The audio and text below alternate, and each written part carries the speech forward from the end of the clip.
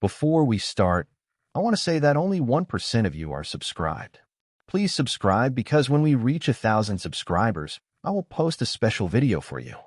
The quiet of a typical Thursday morning was shattered when the skies over New York City split open with the roar of alien engines.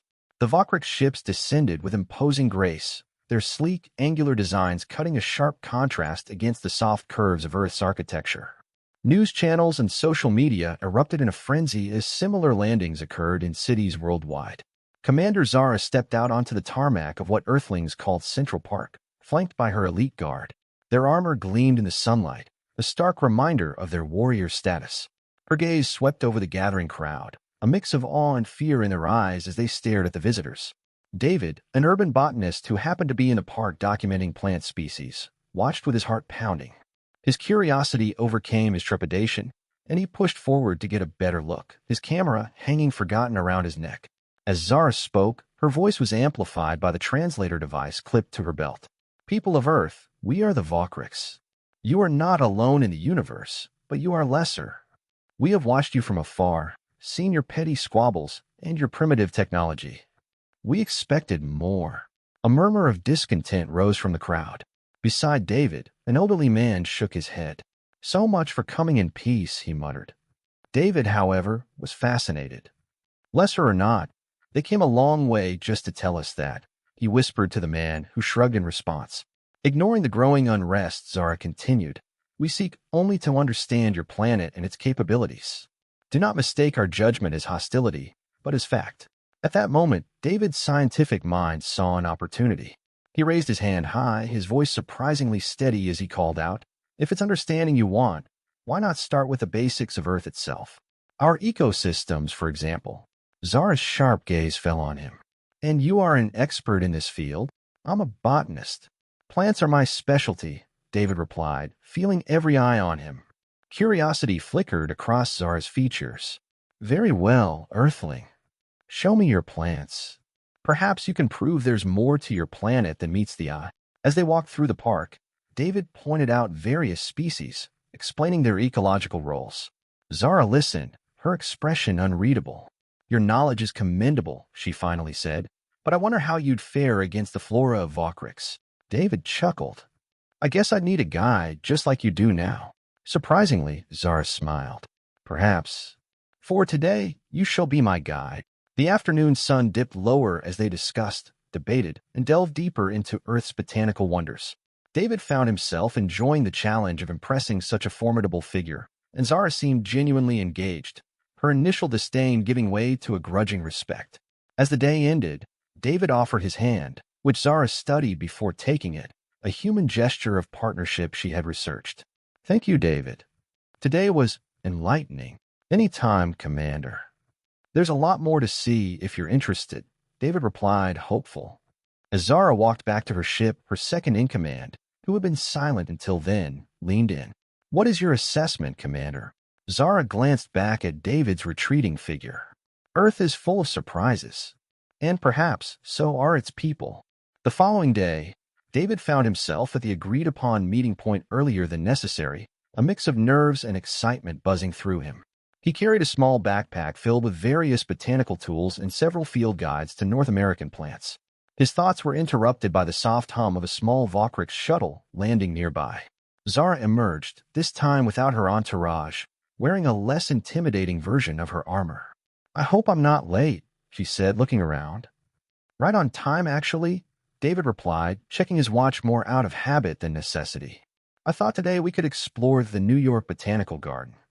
It's one of the best places to see Earth's plant diversity concentrated in one spot. Lead the way, David, Zara said, her tone carrying a hint of genuine interest. As they walked through the botanical garden, David introduced Zara to various plants, explaining not just their biological significance, but also their uses in human culture and medicine. Zara was particularly fascinated by the concept of medicinal plants. So you just eat this plant, and it cures ailments? Zara asked, examining a small leaf of peppermint. Well, it's not a cure, but it helps with certain symptoms. Humans have used it for thousands of years for things like stomachaches, David explained. Fascinating, Zara mused. Vokrix medicine is more direct, usually involving nanotechnology. I'd love to learn about that sometime, David said, intrigued. It's interesting to see how different cultures solve the same problems in different ways. Their conversation was interrupted by a call on Zara's communicator. She spoke briefly in her native tongue before turning back to David with a slight frown. I have to report back on our progress. Would you care to join? You could provide a first-hand account of your contributions. David was taken aback but nodded. Sure, I'd like that. Aboard the Vokrix command ship in orbit, David was introduced to the senior officers of Zara's crew. The interior of the ship was sleek and functional, with a stark beauty that was both alien and awe-inspiring. He presented a summary of their exploratory findings, emphasizing the potential for mutual learning and enrichment. After the presentation, Zara's second-in-command, a stern-looking officer named Kale, approached David. You speak well for an Earthling. I see why Zara values your input. Thank you, I think, David replied, unsure how to interpret the compliment. There's a lot we can learn from each other. As they returned to Earth, Zara seemed contemplative. Your world is more complex than we anticipated. The diversity of life here is impressive. It's only a small part of what Earth has to offer, David said, hoping to pique her interest further. Each ecosystem has its own set of species and interactions. Zara nodded. I would like to see more of these ecosystems. Perhaps you can arrange further expeditions? I can indeed, David replied, excited by the opportunity. There's a lot to see, from the deserts to the rainforests. Each has its unique challenges and beauties. As they landed back in Central Park, the setting sun painted the sky in hues of orange and pink, a sight that caught Zara momentarily off guard. You have a beautiful planet, David.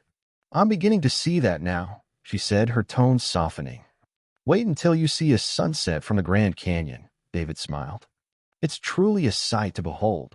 Zara smiled, a rare occurrence that David was learning to appreciate. Then perhaps that shall be our next destination. As they parted ways for the evening, David felt a surge of hope. This unusual alliance might just work out after all, bridging the gap between two vastly different worlds with each shared discovery. The crisp morning air of the Grand Canyon was a refreshing change from the urban bustle of New York City. David and Zara stood on the rim, overlooking the vast expanse of red and orange strata carved by millennia of geological activity. It's incredible, Zara murmured, her eyes scanning the horizon. I never imagined Earth had such formations. David grinned, pleased by her reaction. It's one of my favorite places. The canyon isn't just beautiful, it's a testament to the power of nature. Speaking of power, Zara began, shifting her stance to face David more directly. I propose a challenge. I want to understand human physical capabilities better. Let's hike down to the river. I want to see how you handle the terrain here compared to your botanical gardens. David raised an eyebrow. That's quite the hike, but you're on. Just remember, it's not a race. It's about endurance. As they started their descent, Zara set a brisk pace, her Vokrix-enhanced muscles barely noticing the steep incline. David kept up, his well-worn hiking boots finding familiar purchase on a rocky trail. They stopped midway at a lookout point, catching their breath as they gazed at the winding Colorado River below. You're not doing too badly, Zara conceded, her tone teasing. I spent a lot of time outdoors, David replied, wiping his brow. But I admit, I'm impressed by your stamina. Vokrix warriors are trained from a young age to handle all terrains, Zara explained, her eyes on the path ahead. But I respect the fact that you're keeping pace without any genetic enhancements. Their conversation shifted to more personal topics as they continued their hike. David shared stories of his childhood spent camping and exploring various national parks, while Zara listened intently, her usual stoic demeanor softened by the scenic beauty and David's tales. As they reached the river, the sun was high overhead, casting brilliant reflections on the water. They sat on a large boulder, resting and refilling their water bottles. You know, I thought this challenge would prove Vokrix's superiority, Zara said, looking out over the water. But I'm starting to see that there's merit in your way of doing things.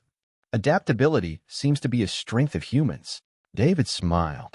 We have to adapt. We don't have the technology or physical abilities of your people.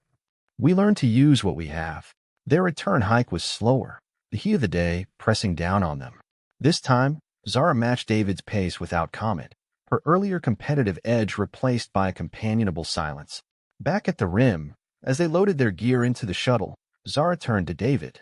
I've underestimated you, and perhaps your species as well. This trip has been enlightening.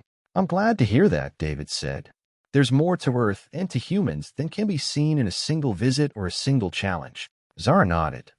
I agree. Which is why I'd like to propose another outing. There's a lot more I want to learn about your world, and maybe about you as well. David chuckled. I like that. Just name the time and place. As the shuttle lifted off, David watched the canyon recede below them, feeling a sense of accomplishment, not just for completing the hike, but for bridging a gap he hadn't thought possible when the Valkyries first arrived. David suggested that the next stop on their exploratory journey be the vibrant city of New Orleans during its bustling jazz festival. The idea was to immerse Zara fully in human culture, particularly through music, which David explained was a universal language that might transcend even interstellar boundaries. As they walked through the French Quarter, the air was thick with the aroma of Cajun spices and the sound of saxophones and trumpets. People moved rhythmically to the beat, their faces alight with joy. This is different from the plants, Zara observed, her gaze sweeping over the crowd. It's another kind of ecosystem, David replied with a smile. Music, dance, food, it's all part of what makes us human. They stopped at a street corner where a jazz band had gathered a large audience. The brass tones of the trumpet blended with the deep thrum of bass, creating a melody that seemed to pulse through the crowd. David watched as Zara's foot began tapping almost imperceptibly to the rhythm. You feel it, he asked. It's compelling, Zara admitted. There's a kind of energy here. I didn't expect music to be so physical. David chuckled.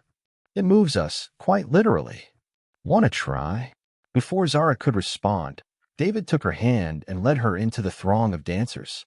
At first, she moved stiffly, unsure of the steps, but as David guided her, the music seemed to take hold, and her movements became more fluid. Laughing, Zara spun under David's arm. This is more challenging than the hike, she confessed as they moved in time to the lively beat. It's supposed to be fun, not a challenge, David reminded her, the joy in his face infectious. As the song ended, they retreated to the sidelines, breathless and laughing. Zara was visibly more relaxed, her earlier formalities softened by the experience. They continued their cultural tour with a visit to a famous local eatery, known for its gumbo and jambalaya. As they sat down to eat, David explained the origins and ingredients of each dish. Zara tasted the gumbo cautiously, then her eyes widened. There's so much flavor here. It's very different from our food. We eat for nourishment, not pleasure. Food is a big part of our culture, David said. It's about sharing, experiencing. It's another way we connect. They discussed the roles of food and music in human society, comparing them to Valkyrie's practices, which Zara admitted were more functional than pleasurable. As the evening drew to a close, they found themselves at a small, intimate bar where a solo pianist played blues. The melancholy notes filled the room, touching a different set of emotions. Zara seemed pensive. Your music speaks of many emotions. Joy, sadness, pain, it's all shared openly. It's how we heal, how we cope with life, David said softly. Doesn't your people have anything similar? In a way, we do, Zara said after a pause. But perhaps we've lost something along the way, focusing only on efficiency and strength. They left the bar in thoughtful silence, walking slowly through the now quieter streets. The moon hung low over the city, casting a gentle light that seemed to smooth the edges of the world. Thank you, David, for sharing this with me, Zara finally said. I have much to think about. So do I, David replied. Every time I think I've figured something out, the world gets bigger. Or maybe just more interesting. They agreed to meet again the next day, each pondering the unexpected lessons learned not just about each other's worlds, but also about themselves. After the cultural immersion in New Orleans, David suggested a quieter, more secluded environment for their next meeting. A small cabin retreat in the woods of Vermont during the fall seemed like the perfect setting for deeper, more introspective conversations. The vibrant colors of the autumn leaves provided a brilliant backdrop as David and Zara sat on a porch with steaming cups of coffee. Earth is more beautiful than I imagined, Zara confessed, her gaze lingering on the fiery red and golden leaves fluttering gently to the ground. I've seen so much diversity in such a short time. David nodded, enjoying the warmth of the coffee and the crisp air. It's a planet full of surprises.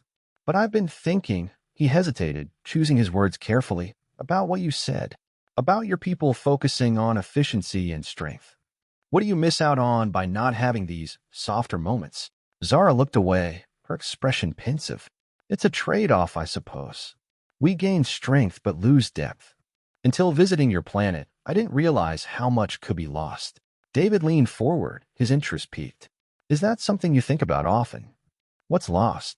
It is now, Zara admitted. Being here with you, seeing all of this, I feel more than I thought possible. It's confusing. Confusion isn't always bad, David offered gently.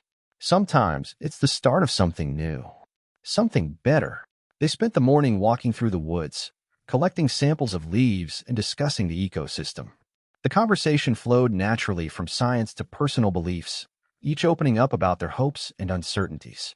As they walked back to the cabin, Zara stopped, turning to face David with a seriousness that made him pause. David, I must decide soon about my mission here. Whether to report that Earth is not a threat or something more. And whether to include how this planet, how you have affected me. David felt the weight of her statement. What do you want to do? Zara looked conflicted. Part of me wishes to stay to learn more about humanity, about you. But my duty, your duty is important, David acknowledged. But so is your happiness. Sometimes you have to follow what feels right, even if it's not the easiest path. Zara nodded slowly, her gaze meeting his. And what if I chose to stay? What would that mean for us? David's heart quickened. It would mean we get to explore those possibilities together. See where this connection might lead. Zara smiled, a rare, genuine smile that lit up her eyes. I like that thought. Back at the cabin, as the sun set and bathed the sky in pink and purple hues, they sat close, wrapped in a blanket. The conversation drifted to lighter topics, but the question of Zara's decision lingered between them, unspoken yet palpable. Whatever you decide, David finally said as they watched the sun dip below the horizon. I'm glad to have met you, Zara. You've changed how I see the universe. And you've changed how I see myself, Zara responded softly. No matter what happens, that will remain true. The evening ended with a sense of unresolved anticipation, both aware that whatever came next would redefine their paths, together or apart. The quiet comfort of the cabin and the beauty of Earth had forged a bond neither anticipated, setting the stage for decisions that would echo far beyond the wooded seclusion of Vermont. The cool evening air was filled with the sounds of crickets and the rustle of leaves as David and Zara returned to the cabin after their contemplative walk. Inside, the warmth from the fireplace cast a gentle glow over the room, setting a peaceful ambience. They settled into the comfortable silence, each lost in thought about the future and what choices lay ahead. David finally broke the silence. You know, Zara, whatever you decide about your mission, I hope tonight can just be about us here and now.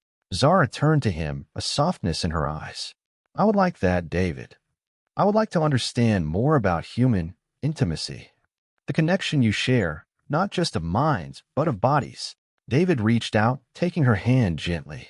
It's about trust and sharing something personal. It's one of the deepest ways we connect as humans. Zara nodded slightly, her usual confidence tempered with a visible uncertainty about this new experience. And you would share this with me? If you're sure, David said, his voice low. It's important that it's something we both want.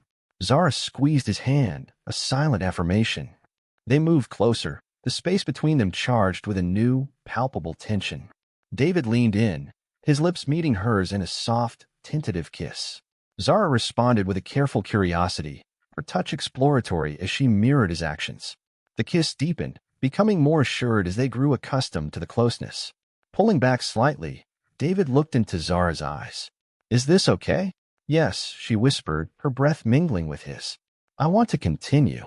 As they kissed again, David's hands moved to Zara's face, then through her hair, each touch meant to reassure and convey affection.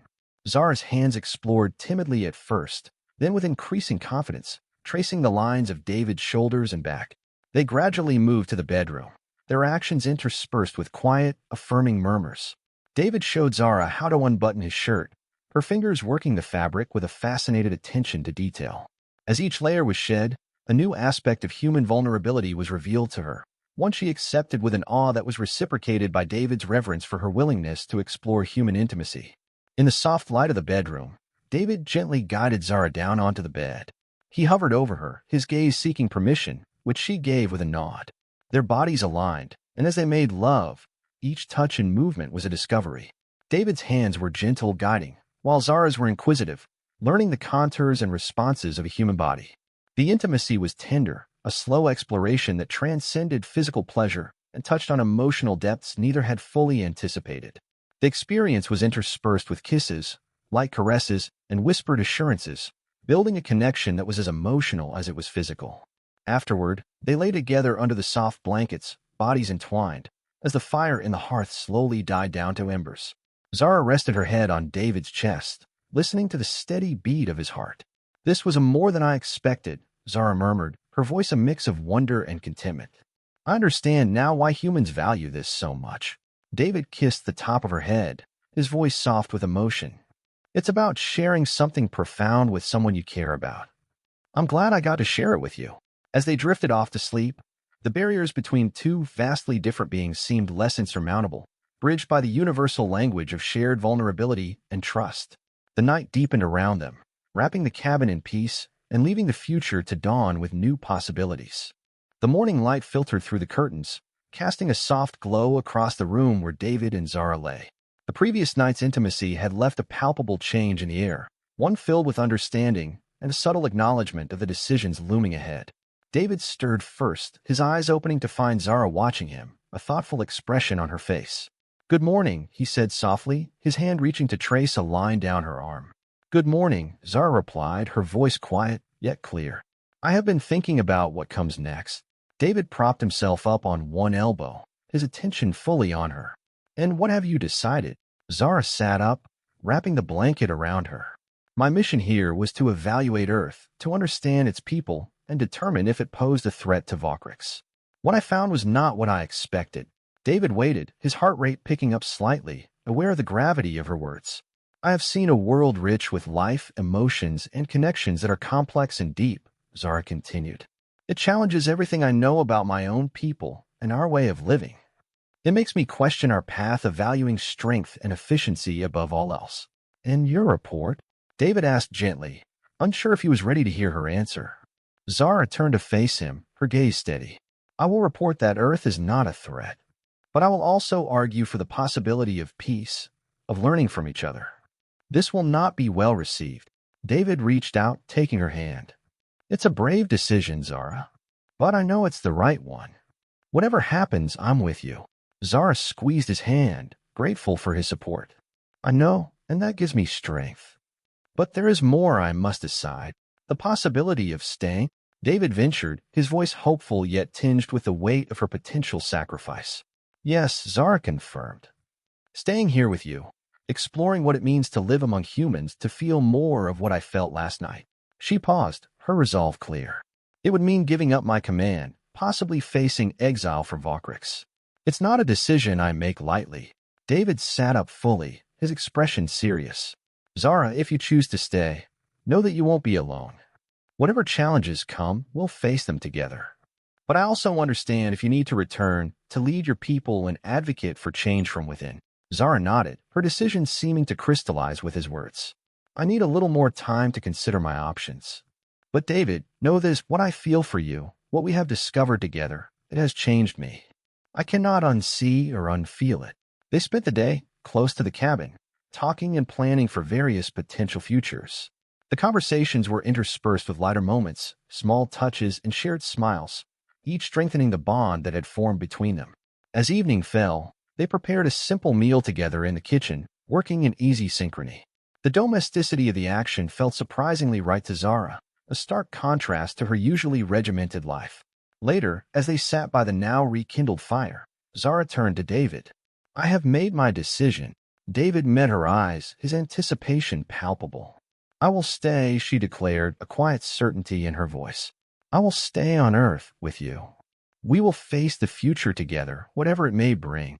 Relief and joy washed over David, and he pulled her into an embrace, his heart full. "Together," he echoed, and in that word, they found a promise of new beginnings, a future forged from love and the courage to embrace the unknown. The early morning sun cast a golden glow over the city as David and Zara walked hand in hand towards the United Nations building, where a global assembly awaited Zara's final decision and declaration about her mission on Earth. Today, her words would shape the future relationship between Earth and the Vokrix. David felt the weight of the moment, squeezing Zara's hand slightly. "Nervous?" he asked, glancing at her. "A little," Zara admitted, her armor replaced today by a formal Earth-style suit. symbolizing her new allegiance. It's not just about announcing my stay, but also about presenting Earth in a light that could foster peace. You'll be great, David reassured her. Your honesty and courage will speak volumes. They entered the building, greeted by diplomats and officials from around the world. The air was thick with anticipation, everyone eager to hear the stance of the Valkyries through Zara. As they made their way to the assembly hall, Zara was stopped by an old diplomat, his eyes wise and welcoming. Commander Zara, we've all been looking forward to your speech, he said, his voice kind. Thank you, Ambassador. I hope my words will serve to bridge our worlds, Zara responded, her tone respectful. The assembly hall buzzed with the murmurs of dozens of languages as representatives from around the globe settled into their seats. David found a place in the front row, his eyes fixed on Zara as she took the podium. Zara looked out over the crowd, took a deep breath, and began. Ladies and gentlemen of Earth, I stand before you not just as a commander of Valkyries, but as someone who has come to know and admire your planet and its people. She paused, gathering her thoughts. Over the past weeks, I have experienced Earth's rich cultures, its vibrant ecosystems, and the profound capacity of its inhabitants for love and connection. These experiences have changed me, challenged me, and convinced me that there is much more to gain in peace than in conflict. Whispers of approval rippled through the hall, encouraging Zara to continue. Therefore, it is my decision to remain on Earth, to learn from you, and hopefully share the strengths of my people as well. This is my personal choice, one that comes with great sacrifice, but also with a hope of great reward. A collective breath seemed to be held and then released throughout the room, as her decision sank in. Moreover, Zara added, I will advocate for a treaty of peace and mutual cooperation between our worlds. We have much to learn from each other, and I believe that together we can achieve greatness. The applause that followed was thunderous, resonating not just in the room, but perhaps, thought David, across the cosmos.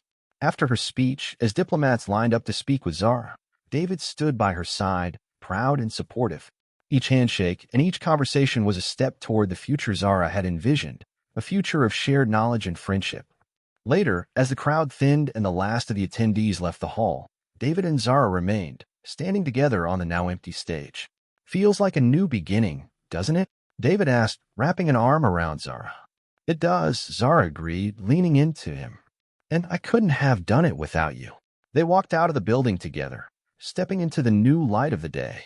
The city around them seemed unchanged, but for Zara and David, everything was different.